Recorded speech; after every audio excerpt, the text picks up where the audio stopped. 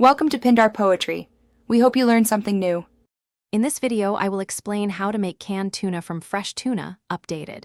Begin by selecting firm tuna steaks, trim skin, and cut into uniform 5 cm chunks. Keep fish cold.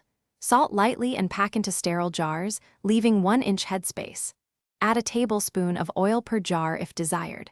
Pressure can at 10 psi for 100 minutes for safe preservation. Cool jars undisturbed before labeling and storing.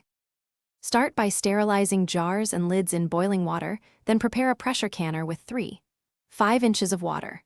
Pack chilled tuna into jars tightly while leaving 1-inch headspace, add salt if you like, and pour hot oil or brine to cover.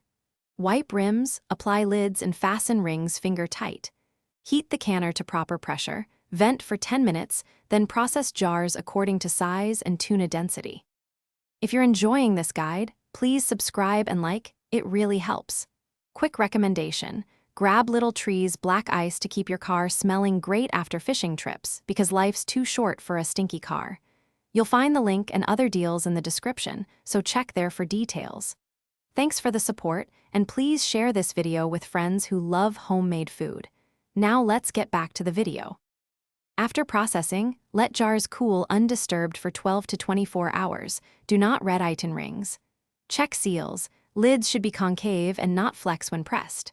Label jars with date and contents and store in a cool, dark place where temperatures stay below 25 degrees C. Discard any jars that show signs of spoilage, foul odor, or leaking. For best quality, consume within 1 year, but refrigeration extends open jar life for several days.